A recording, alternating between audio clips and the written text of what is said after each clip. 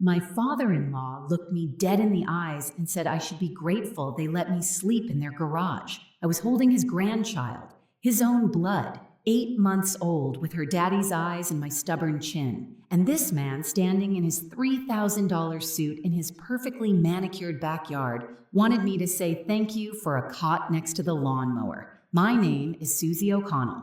I'm 29 years old, and 3 months ago, I made the biggest mistake of my life. I moved into my in-laws' house after my husband Tyler got deployed to Germany. When Tyler first brought up the idea, it sounded almost reasonable. He was going overseas for 14 months. We had a 5-month-old baby. His parents had that big house with 3 empty bedrooms. His mother, Phyllis, actually cried when she offered. She said she wanted to help. She said family takes care of family. What she didn't mention was that I'd become their unpaid servant, their punching bag, and their personal ATM. I gave up our apartment to save money for our future home. Tyler and I had been married for 2 years, and we were finally getting our feet under us. We had $47,000 in our joint account, enough for a down payment on a starter home when he got back. Then I moved into the Brennan house. You know the type. Big columns out front serving no structural purpose whatsoever. A circular driveway designed purely for showing off. The kind of house that screams, "We have money," while whispering, most of it is credit card debt. But it looked impressive from the outside, which I would learn was the only thing that mattered to the Brennans. The first week was fine.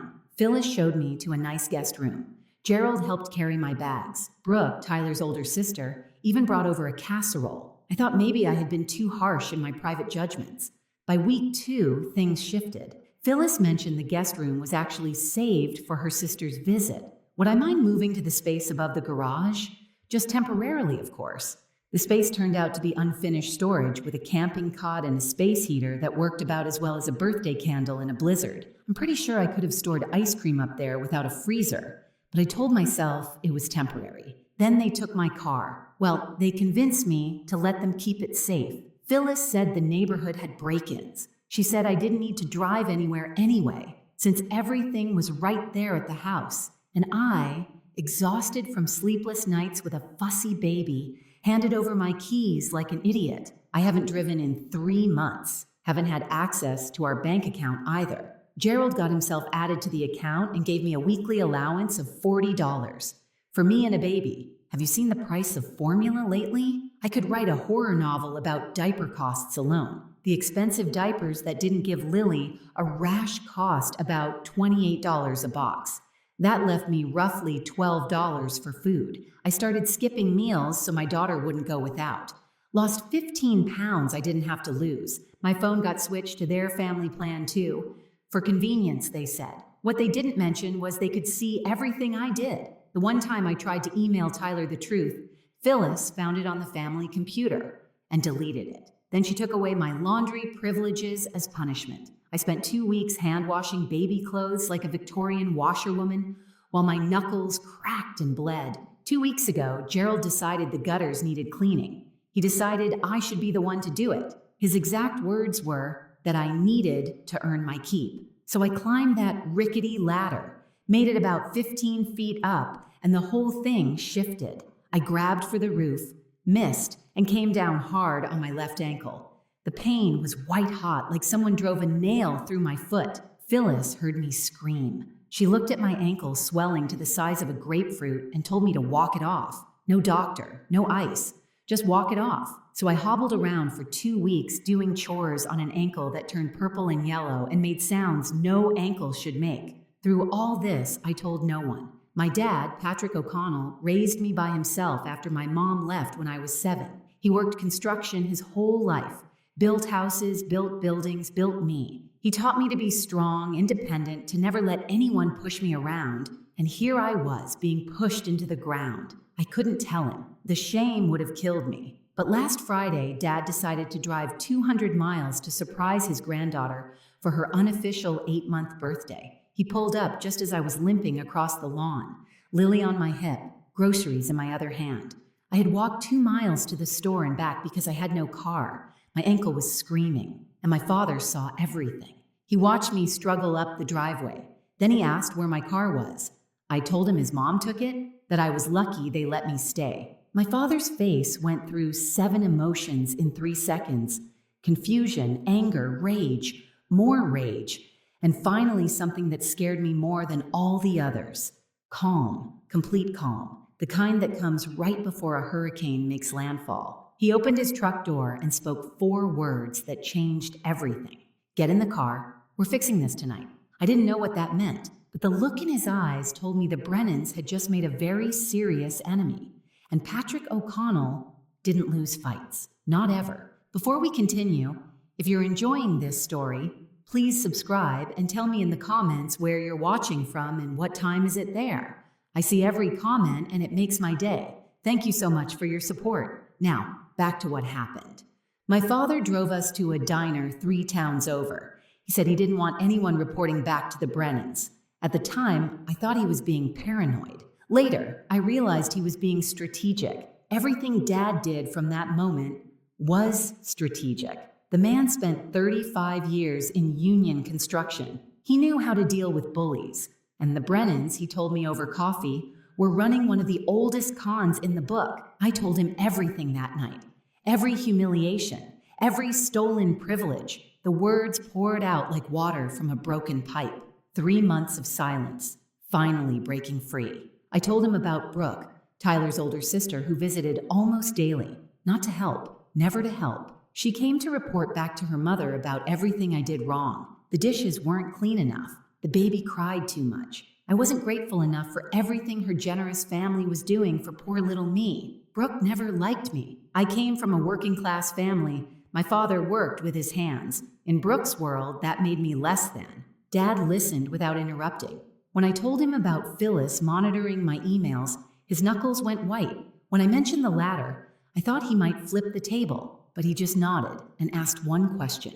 What else haven't you told Tyler? That's when I broke, because I hadn't told Tyler anything. Every video call, his parents were in the room, listening, monitoring. If I tried to text something real, they checked my phone. I was completely cut off from my own husband, but it was worse than that. Phyllis called Tyler regularly on her own phone, gushing about how wonderful everything was, how happy Susie seemed, how grateful I was. She made it sound like I was thriving. And Tyler, stuck on a base 6,000 miles away with limited internet and no reason to doubt his own parents, believed every word. Dad asked about the bank account. I told him Gerald handled everything. I got my $40 on Mondays, and that was all I saw of our money. Dad asked if I still had login access. I said I thought so. I'd never actually tried since moving in. My father smiled then. Not a happy smile. The kind a chess player makes when they see checkmate 3 moves away. He dropped money on the table and said we were going to Kinko's. Kinko's at 11 at night is a strange place. There was a guy in a bathrobe making copies of something I chose not to look at. And there was me, logging into a bank account I hadn't seen in 3 months. The numbers didn't make sense at first. We should have had around $47,000. Tyler's military pay had been depositing automatically. There should have been more by now, not less. But the screen showed $8,200. Nearly $39,000 had vanished. Dad pulled up a chair and said we should look at the transaction history. We printed page after page, and the story they told was ugly. Transfers to BB Holdings, LLC. $15,000 over 3 months. I had no idea what that was until Dad searched and found Brooke's Instagram boutique. She'd been selling healing crystals to gullible women, rocks that looked like they came from a parking lot after a rainstorm. 0 real customers and apparently 0 conscience about where its funding came from. Cash withdrawals every few days, big ones. 500 here, 300 there. The pattern matched Phyllis's lifestyle perfectly. Her twice-weekly salon appointments, her shopping trips to stores I couldn't afford to walk into, her lunches with church ladies where everyone pretended to be humble while comparing designer handbags, marina fees and boat club memberships. Gerald didn't even own a boat, but he liked hanging around people who did, using our money to fund his fantasy life. And then Tyler's credit card, restaurant charges, bar tabs, golf fees, all local, all recent. All impossible for a man stationed in Germany. Gerald had been using his own son's identity while his daughter-in-law starved in his garage. My father said something I'll never forget. He leaned back and said, "I've seen mob accounting that was more subtle than this." He wasn't wrong. The Brennans hadn't even tried to hide it. They were so confident I would never check that they'd left a trail a blind accountant could follow. Dad was already on his phone. He had a friend, a retired paralegal named Maureen Walsh, who owed him a favor. He was calling it in tonight because what the Brennans had done wasn't just cruel, it was criminal. But first, we needed to reach Tyler directly, without his parents listening. Maureen Walsh showed up at Kinko's at midnight in fuzzy pink slippers and a Michigan sweatshirt. She looked like someone's grandmother arriving to bake cookies. She was not there to bake cookies. Within 5 minutes of reviewing our printouts, she'd identified 3 criminal charges the Brennans could face: financial exploitation, fraud, and the big one, identity theft. Using Tyler's credit card without permission wasn't just disgusting. It was a federal crime, and the military takes financial crimes against service members extremely seriously. Maureen said the consequences were significant. Prison time significant. But we had a problem. When I first moved in, Phyllis had me sign a stack of paperwork.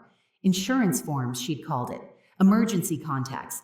I'd been exhausted with a 5-month-old who wasn't sleeping. I signed whatever she put in front of me. Who reads paperwork from their mother-in-law? One of those documents was a limited power of attorney giving Gerald authority over financial decisions. That's how he'd gotten added to our account. He had my signature on paper. Never mind, I had no idea what I was signing. Maureen asked if I'd signed willingly with full understanding. Had anyone explained what it was? Had I been given time to read it? No to all 3. She made a note. Fraud can occur when consent is obtained through deception. This might qualify. Dad asked about reaching Tyler directly, without the Brennan filter. Maureen agreed it was critical. If Tyler didn't know what was happening, he needed to hear it from his wife first, not from lawyers or investigators. The problem was how. Tyler had limited internet time on base.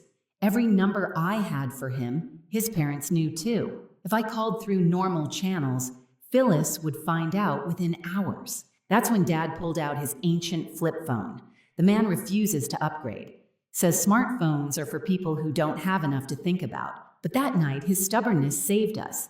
He scrolled to a name from decades ago. Sergeant First Class Raymond Booker, an Army buddy who now worked logistics at bases across Europe, including Tyler's base in Germany. Dad made the call right there at Kinko's. It was after 6 in the morning in Germany. They exchanged the kind of greetings old soldiers exchange. Brief, profane, and oddly affectionate. Then Dad explained everything. A message would be delivered. Tyler would call a number his parents didn't know. It might take a day, but it would happen. We left Kinko's with a folder full of evidence and something I hadn't felt in months. Hope, tiny and fragile, like a candle in a hurricane. But real. Dad drove us to a motel, not a nice one. The kind where the ice machine has been broken since the Clinton administration. But it was warm, and it wasn't the Brennan house. Lily fell asleep immediately in my arms. Babies sense stress. That night, with my father keeping watch by the window, she slept more peacefully than she had in months. I couldn't sleep, though. I lay there going over the numbers. $15,000 to Brooke's crystal scam, $8,000 in cash for Phyllis, thousands more to Gerald's boat club fantasy, money that was supposed to be our future home, our daughter's security, gone. The call came at 2 in the morning. Unknown number on Dad's flip phone. When I answered, I heard the voice I'd been missing for 3 months. Tyler sounded confused at first. He'd gotten a strange message from someone he didn't know, telling him to call this number urgently. Was everything okay? Was Lily all right? I started crying before I could stop myself. 3 months of holding it together came out in one overwhelming wave, and when I could finally breathe again, I told him everything. When I finished, there was silence, long enough that I thought the call dropped, long enough that a terrified part of me wondered if he'd believe his parents over me. Then Tyler spoke. 4 words that put my broken heart back together. I believe you, Susie. He believed me. Without hesitation, without demanding proof, without making excuses for his family. He believed his wife. Tyler had questions, lots of them. Then he told me what he was going to do. First thing in the morning, he was going to his commanding officer. Identity theft against a military spouse was taken seriously. His parents had committed federal crimes, and Tyler intended to make sure they faced consequences. But that wasn't all. His father's 60th birthday party was Sunday. The whole family would be there. Neighbors, business partners, church friends. Everyone the Brennans had spent years impressing with their perfect family image. What if, Tyler asked, he made a surprise video call to wish his father happy birthday? What if that call didn't go the way Gerald expected? I could hear the cold anger in his voice. This wasn't just about justice anymore. This was about exposure, about ripping away the mask and showing everyone the real monsters underneath. I told Tyler I loved him. He said he loved me too. Then he said something that made me smile for the first time in 3 months. His father was about to have the worst birthday of his life. Saturday morning felt different. The sun came through that cheap motel window like the universe knew the balance was finally shifting. Lily woke up smiling, reaching for my face with her tiny hands, completely unaware her mama was about to go to war. Dad was already awake. I'm not sure he ever slept. He'd spent the night making calls, coordinating what he called the infrastructure of justice. The man had spent 35 years building things. Now he was building something different. The Brennans had no idea what they'd awakened when they messed with Patrick O'Connell's daughter. Tyler had been busy too. He called around 6 in the morning, right after meeting with his commanding officer. The military does not appreciate identity theft against service members. Tyler's CO listened to the whole story with a face like thunder, then connected him with JAG immediately. Within hours, Tyler had filed formal reports about the credit card fraud and unauthorized account access. The wheels of military justice were turning, and once they start, they're very hard to stop. First thing Tyler did was freeze every account, the joint savings, the checking, his credit card, everything. Gerald would find out soon enough when his next restaurant swipe got declined in front of his golf buddies. But by then it would be too late. No more transfers to Brooke's Crystal Pyramid scheme. No more cash for Phyllis's shopping addiction. No more boat club memberships for Gerald's fantasy life. The bleeding had finally stopped, but freezing accounts was just the beginning. Tyler wanted accountability, and he had a plan to get it. His father's 60th birthday party was tomorrow, Sunday. The whole extended Brennan clan would be there. Neighbors from the fancy houses nearby, business partners in expensive casual wear, church friends with covered dishes. Everyone the Brennans had spent years impressing with their perfect family image. Tyler wanted to burn that image to the ground in front of all of them. The video call was my idea. I told Tyler I'd suggest it to Phyllis as a surprise. She'd absolutely love having her military son beam in from Germany to honor his father publicly. She'd set up the big TV in the living room, gather all the guests for the touching moment, probably buy a ring light for perfect video quality, record everything for memories. She'd think of everything, except what Tyler was actually going to say. Maureen came by the motel around noon with updates. Her detective friend Sullivan, who'd worked financial crimes for 20 years before retiring, had reviewed our evidence informally. He said there was more than enough for a formal investigation.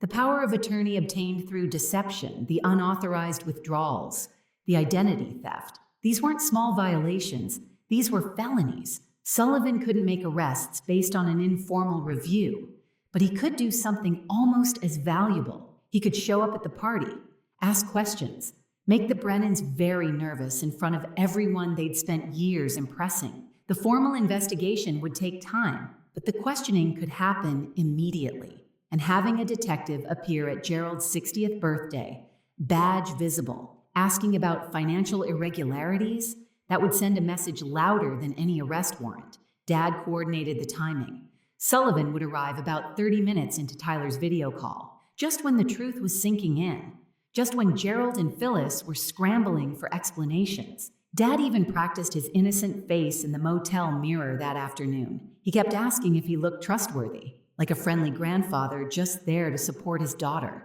not a man about to dismantle someone's entire reputation. I told him he looked perfect. He said I was a terrible liar, but he appreciated the effort. I had to go back to that house, face Phyllis, pretend nothing had changed, play the grateful daughter-in-law for one more day. The thought made my skin crawl, but if they suspected anything, they might cancel the party. They might destroy evidence. I needed them comfortable, confident. completely unprepared. Dad drove me back around 4 o'clock. Before I got out, I texted him exactly where I'd hidden my packed bag in the garage, behind the old paint cans on the metal shelf near the lawn equipment. He'd grab it tomorrow while everyone was distracted by the party. Walking back into that house was one of the hardest things I've ever done. Phyllis met me at the door with her usual tight smile, the one that never quite reached her eyes. She asked where I'd been. I told her my father wanted some grandfather-granddaughter bonding time. She seemed annoyed I'd left without asking permission, but had too much party preparation on her mind to push it. I waited until she was arranging centerpieces before making my move. I mentioned that Tyler had called my dad's phone since mine was acting up. He wanted to surprise his father with a video call during the party. Wished Gerald happy 60th in front of all the guests. You should have seen Phyllis light up. For a moment, I almost felt bad for her. Almost. She immediately started planning. The big TV in the living room. Right after the cake cutting, she'd make sure everyone gathered. She'd even bought a ring light last month that would be perfect. It would be so special, she kept saying. I smiled and agreed. Oh yes, I said. It would definitely be something to remember. By the way, if this story is hitting close to home, please give it a like and share it with someone who needs to hear this. Your support helps me keep telling these stories. And trust me, what happens at that birthday party is something you don't want to miss. Sunday morning arrived gorgeous. Blue skies, light breeze, perfect temperature. Gerald's birthday couldn't have asked for better weather. The catering arrived early. The tent went up in the backyard. Flowers decorated every surface. It looked more like a wedding than a birthday. But Gerald never did anything small. Phyllis handed me a list at 8 o'clock, 37 tasks to complete before guests arrived. She spoke to me like hired help. Actually, less than hired help. At least hired help gets paid. I completed every task perfectly. Model daughter-in-law. Invisible. The guests started arriving around too. Business partners. Neighbors with expensive wine. Church friends with covered dishes. Brooke made her entrance in an outfit that probably cost more than my entire wardrobe, air-kissing her parents like she hadn't seen them 2 days ago. I watched them all. These people who smiled at me at Christmas while I starved in their friend's garage. These people who believed Phyllis's lies about my mental health. In a few hours, they would know everything. Gerald held court in the backyard, accepting compliments on the party, the house, his successful life. He looked so confident, so secure at the center of his perfect world. I wondered if he'd recognize this moment later as the last time he was ever truly happy. At 4 o'clock, Phyllis announced it was time for the video call. Everyone should gather in the living room. Her military son was calling from Germany to wish his father happy birthday. This was going to be so special. She was right about that. 53 people crowded into the living room. I counted them. Counting gave me something to focus on besides my pounding heart. Business partners positioned up front, eager to be seen. Church ladies clustered by the couch. Neighbors filled the gaps. Gerald stood center stage, champagne raised, beaming like a man about to receive a medal he actually deserved. Phyllis connected the call with a flourish. The TV filled with Tyler's face. He wore his dress uniform, looking every inch the proud military son. The room burst into applause. Someone whistled. Gerald raised his glass higher toward the screen. Tyler smiled. But something was off about that smile. Something cold underneath the warmth. I was probably the only one who noticed. I knew what was coming. Happy birthday, Dad, Tyler said. His voice was calm, controlled. I'm glad everyone could be here, because I have some things I need to say. The room settled into expectant silence. Everyone anticipated a heartfelt tribute, a son praising his wonderful father. That's not what happened. Tyler started with the money. He spoke clearly, without emotion, laying out facts like a prosecutor. $47,000. That's what he and his wife had saved for their future, for their first home, for their daughter's security. $8,200. That's what was left. Someone in this room stole almost $39,000 from his family while he served his country overseas. The room went completely silent. Gerald's smile froze on his face. Phyllis looked like she'd swallowed something rotten. $15,000 went to BB Holdings, LLC, Tyler continued. That's Brooke's company, Dad. The one selling crystals on Instagram. The one that apparently needed my money to survive. Every head in the room swiveled toward Brooke. She'd gone pale under her expensive makeup. Her mouth opened and closed like a fish yanked out of water. She looked at her parents for rescue. None came. 8,000 in cash withdrawals, Tyler said, matching Mom's spending habits perfectly, her salon appointments, her shopping trips, her lunches with all you lovely church ladies. The church ladies shifted uncomfortably. A few looked appalled. Most just looked fascinated, the way people can't look away from car accidents. Gerald's business partners were exchanging glances, doing mental math. If he'd steal from his own son, what might he do to them? But Tyler wasn't finished. There's also my credit card, the one I've never given anyone permission to use. Someone's been charging restaurant meals, golf fees, bar tabs, all local, all while I've been stationed in Germany. His eyes found Gerald through the camera. Dad, want to explain how that's possible? Gerald's face had transformed, confident to confused to angry to something I'd never seen before. Fear, real fear. His mouth opened, probably to spin some lie. He never got the chance. The doorbell rang. Phyllis, operating on hostess autopilot, answered it. Detective Sullivan stood on the porch, badge visible. He apologized for interrupting the party, said he was following up on a report of financial irregularities. He had questions for Gerald and Phyllis. It would only take a few minutes, unless they'd prefer continuing this conversation at the station. The room erupted. Gerald's business partners suddenly remembered urgent appointments. Church ladies whispered frantically. Neighbors backed toward exits, not wanting their names associated with whatever was happening. But everyone froze when Tyler's voice cut through. I'm not finished. 53 people stopped moving. The detective stood in the doorway watching. Tyler told them about me, the garage, the cot next to the lawnmower, the $40 that was supposed to feed 2 people, the car taken away, the phone monitored, the emails deleted. He told them about the ladder and my ankle, about being told to walk off an injury that might have been a fracture. And he told them about the lies, the stories Phyllis spread about my mental health, the whispers that I was unstable, couldn't be trusted with my own baby, the campaign designed to destroy my reputation, so if I ever spoke up, nobody would believe me. I watched faces change around the room, church ladies who'd believed Phyllis, who'd probably spread those stories themselves, looked sick. Neighbors who'd seen me limping and never offered help couldn't meet my eyes. They'd all been fooled.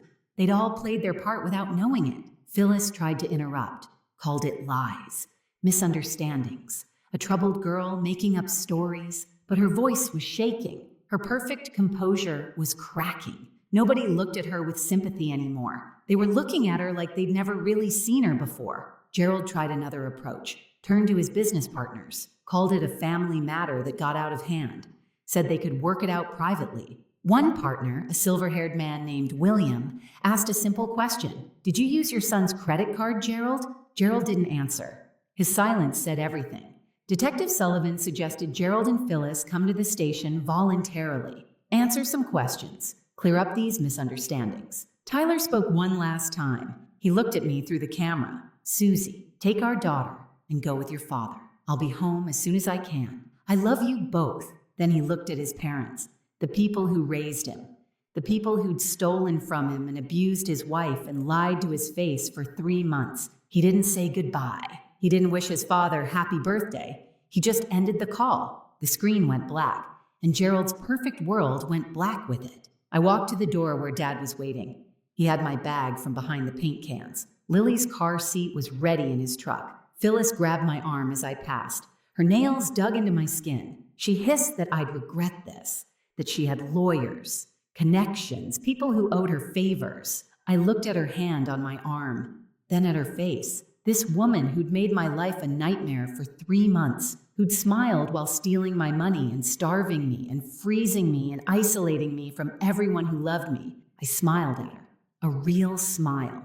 The first genuine one I'd worn in that house. Then I said 5 words I dreamed about for months. I'm not scared of you. I pulled free and walked into the sunshine. Behind me, Sullivan was beginning his questions. Gerald was stammering. Phyllis's voice was rising in panic as everything crumbled around her. I didn't look back, not once. I climbed into Dad's truck, buckled Lily in, and watched the Brennan house disappear in the mirror. The sun was setting, orange and pink streaking across the sky like the world was celebrating with me. The next few weeks were a blur of legal proceedings and phone calls, but for the first time in months, every update brought another small victory. Gerald and Phyllis were formally charged 10 days after the party. Financial exploitation, fraud, identity theft. The prosecutor added more charges once investigators really started digging. Turns out Gerald had been skimming from his business partners for years, too. Smaller amounts, harder to detect, but they added up. By the time everything was tallied, he was facing both state and federal charges. His lawyer told him to prepare for significant prison time.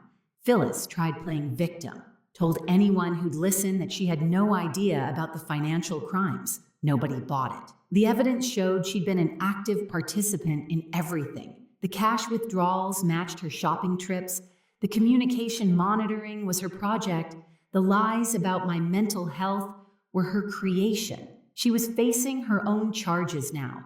Brooke's situation was almost funny. Her Instagram boutique had never been properly registered with the state. She'd never paid taxes on the $15,000 she took from our account. When investigators looked into her business, they found a mess of violations. Her influencer dreams died the day the state tax authority sent her a letter demanding back payments plus penalties.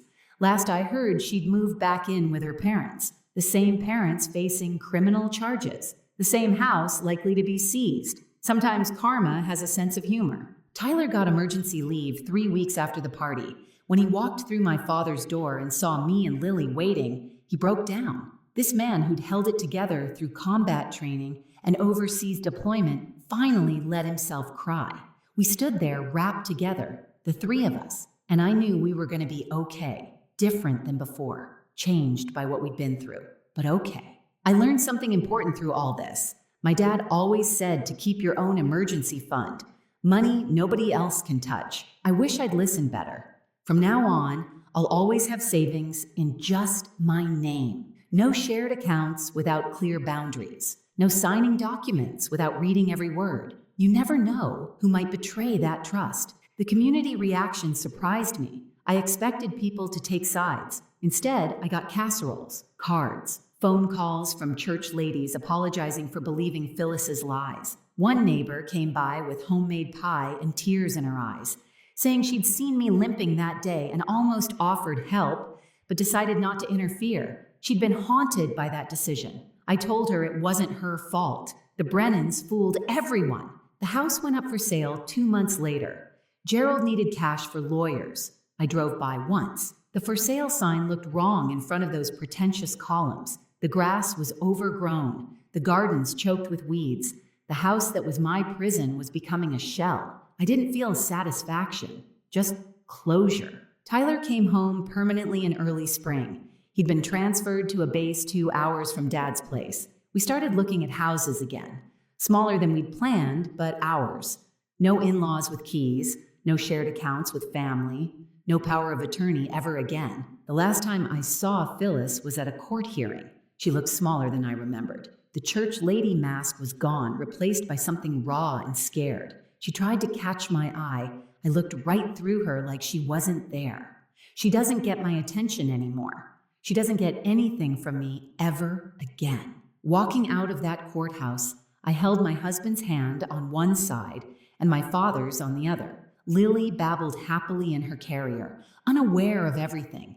She'll know this story someday. I'll tell her that her mother was brave even when she didn't feel brave, that her grandfather drove 200 miles because something felt wrong, that her father believed his wife when it mattered most, and I'll tell her the most important lesson. You don't need permission to stand up for yourself. You don't need approval to demand respect. Anyone who tries to take your dignity doesn't deserve a place in your life. Not even family, especially not family who would hurt you.